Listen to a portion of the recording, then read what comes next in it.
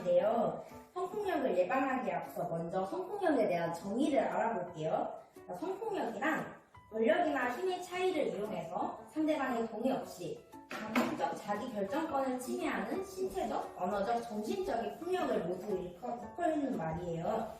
이 개념이 생각보다 넓어서 상대방의 의사에 반해 가늠하거나 강제 추행을 하는 것이 성폭력에 포함될 뿐만 아니라 신체 접촉 없이 성적 수치심을 주는 발언을 하거나 음란 문자와 같은 통신 매체들을 이용하여 행하는 행위도 모두 성폭력에 해당이 됩니다. 제가 앞에서 성폭력은 권력이나 힘의 차이를 이용한다고 말씀드렸는데요.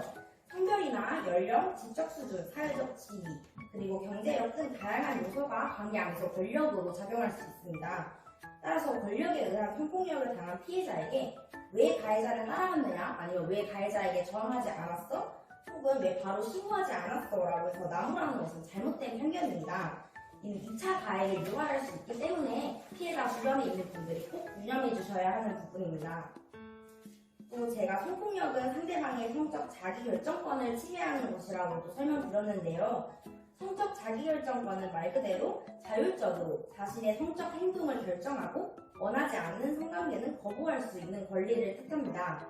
우리는 누구와 언제, 어디서, 왜, 어떻게 성적 교감을 나눌 것인지 결정할 수 있고 언제라도 그 결정을 중간에라도 취소할 수 있습니다. 물론 성적 교감 자체를 원하지 않는다면 이것 또한 당당히 처음부터 싫다고 말할 수 있는 권리가 있음을 기억해 두세요. 보통 성폭력이라 하면 성폭행과 성희롱, 성추행만을 생각해서 나와는 상관없는 일이라고 생각하기 쉬운데요.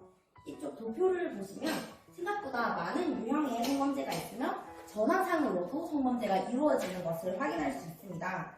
그렇다면 이런 성범죄들을 예방하기 위해 우선 10대들에게 많이 발생하는 성범죄 유형과 어디서 성폭력이 발생하는지 또한 어떠한 성폭력이 있는지 소개해드리겠습니다. 먼저 10대는 강제추행이 일단 제일 많은데 이게 객관적으로 폭행이나 협박에 의해서 성적 수치나 포부나 감정을 일으키는 일체 행위고요.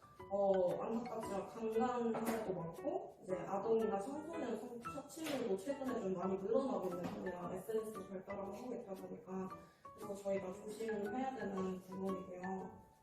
성폭력 발생 장소가 보통 이제 주택이 가장 많고 길거리나 공사실이나 이제 학교 내에서도 학원 내에서도 성폭력이 존재한다는 사실이 있어서 특히 좀 주의하셔야 되고 이제 그루밍 성범죄라고 있는데 그 아동이나 청소년 성 착취하기 위해서 신뢰 관계를 쌓아서 성을 착취하는 건데 이게 좀 친밀감이나 호감을 쌓는 범죄이기 때문에 내가 대상이었다를 인식하지 못하는 그런 범죄예요. 그래서 계획적으로 접근한 경우가 많아서 우리가 특히 좀 잘 조심해야 되는데 SNS 보통 인스타그램이나 그런 DM으로도 모르는 사람이 친해지고 싶다든지 외모에 대한 이야기를 꺼낸다든지 이런 부분을 이제 받아주는 데 있어서 이렇게 계획적으로 당할 수 있는 문제 중에 하나입니다.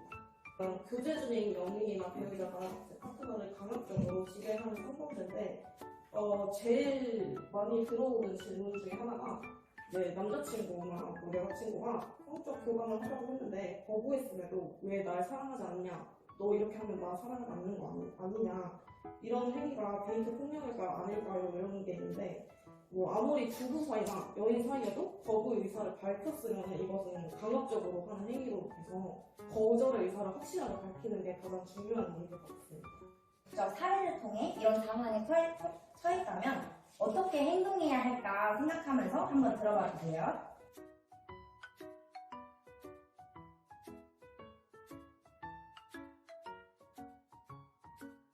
이런 범죄를 당하게 되었다면 어떻게 해야 할까요? 여기 보시면 먼저 사전에 차단해야 합니다. 마음을 약하게 먹지 말고 거부감이 든다면 강하게 거절하세요. 그 증거를 모아야 합니다. 안타깝게도 진짜 안 좋은 일을 겪었더라도 증거가 없으면 신고나 해서 받아들여지지 않을 가능성이 높아요. 그러니까 헤어진 연인분이 협박을 했다면 기분이 나쁘더라도 절대 톡방을 나가지 마시고 폭행이나 외상으로 보이는 상처가 있다면 사진이나 동영상 등으로 꼭 남기는 것이 중요합니다. 증거를 모은 후에는 신고를 하면 되는데요. 신고 방법은 다들 아시는 것처럼 112가 있으면 이 외에도 한국여성인권진흥원인 1366과 한국여성의 전화 02-2263-6464가 있습니다.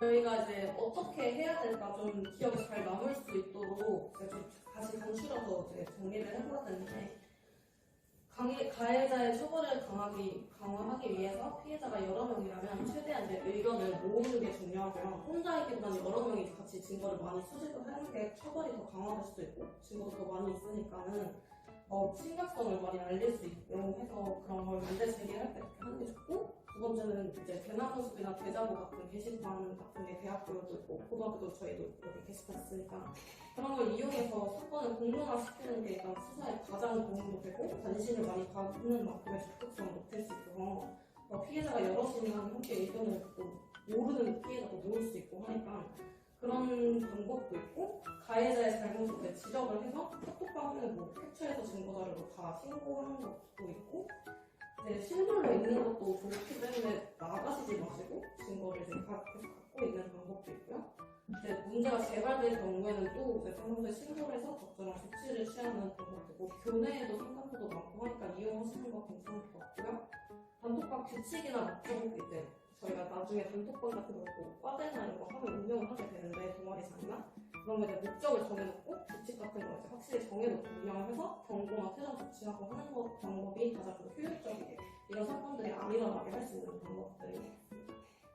지금 친구들이 대학을 준비하는 고등학교 신기인 만큼 대학 내 성범죄 가해자 유형 및 발생 장소 그리고 MT에서의 액션 플랜을 소개해 드리려고 합니다. 먼저 대학 내 성범죄 가해자 유형은 같은 학교 학생이 가장 많았고 뒤를 이어서는 교수나 직원 같은 분들도 가해자인 경우가 있었습니다. 그리고 우리 대학교 가면 가장 많이 참여를 하는 게 MT, 술자리 이런 걸 제일 많이 참여를 하잖아요. 근데 이렇게 단체로 여럿이 모이는 자리니까 우리가 제일 기대하고 술도 많이 먹게 된단 말이죠. 이게 인연을 만들어가는 건 좋은 일인데 가장 많이 또 범죄가 발생하는 장소 중 하나예요. 좀 술을 먹게 되면 정신도 이제 너무 피폐해지고 하니까 원래 우리 막 드라마, 영화 같은 데 보면 MT 같은 데서 아이스크림 같이 먹으러 가자 이런 식으로 그렇게 말하잖아요. 근데 실제로 솔직히 그런 선배들은 잘 없고 잘생긴 사람은 잘 없고 그러고 이제 오히려 좀 의도가 좀 좋지 않은 선배들도 많고 좀 조심을 해야 되는 게 솔직히 맞는 거고 범죄 이거 성폭력 말고도 많은 범죄에 연루될 수 있기 때문에 무조건 가지 말라는 건 아니지만 그래도 조금 한번 생각을 해보고 경각심을 가질 필요는 있다고 저희가 생각하고 있어서 말씀드리고 있고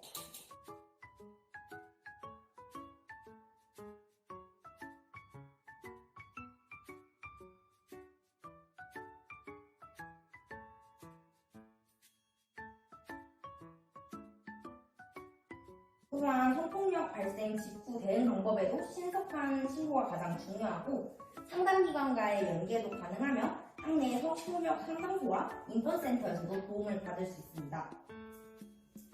만약에 주변에서 성적인 대화나 행동을 목격했다면 적극적으로 개입하는 것이 중요합니다. 앞서 말한 것처럼 가해자가 학교 선배와 같이 아니면 제가 좀 무서워하는 사람과 같이 거절을 못하는 상황이 있을 수도 있어요. 그러면 그래도 용기를 내서 개입하고 도움을 주는 것이 예방하는 방법 중에 있습니다.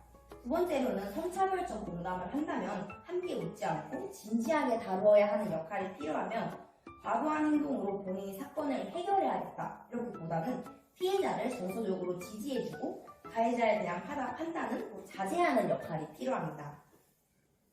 그죠. 우리 절대 일어나서는 안 되지만 만약에 이제 우리가 폭행 같은 일을 당하였을 때 이제 신체적 피해를 대처하기 위해서는 성병 예방하기 위해서 다양한 검사 같은 거 실시해서 예방하고 치료하는 방법이 필요하고요.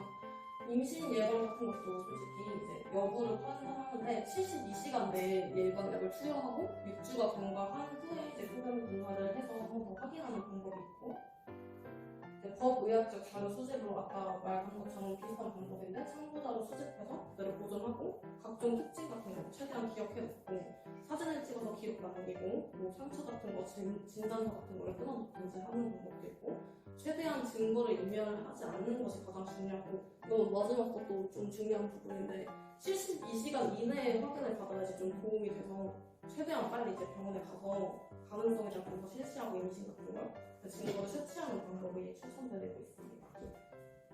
그리고 이제 심리적 피해 대처 방법도 있는데요. 이게 성폭력은 성관계가 아니라 자신의 성적 자율권에 대한 침해임을 인식을 시키고 피해자로서 보호받을 권리가 있음을 인지하고 있으면 되고 성폭력 피해 책임은 저쪽으로 가해자에 있기 때문에 저희는 피해자는 어떠한 책임도 없는 것을 저희가 분명히 알고 있어야 하고요. 이제 분노나 혐오감 이런 걸 감정을 억압하지 않고 충분히 발산을 해서 스트레스를 받지 않는 것도 중요하고 분노를 중단하는 걸 기억을 하고 심각한 우울이나 극단적 생각을 선택하지 않는 것이 중요한데 만약에 이런 생각이 든다면 정신과 전문의의 도움을 받는 걸 추천드립니다.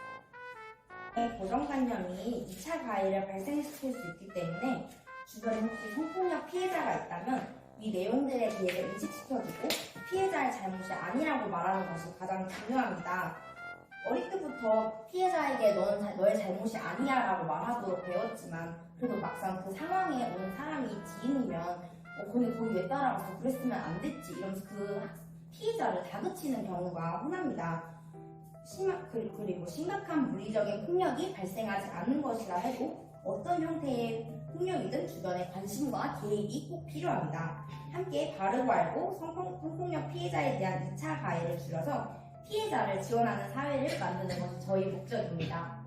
여러분도 이제 함께 동참해 주시면 감사하겠습니다.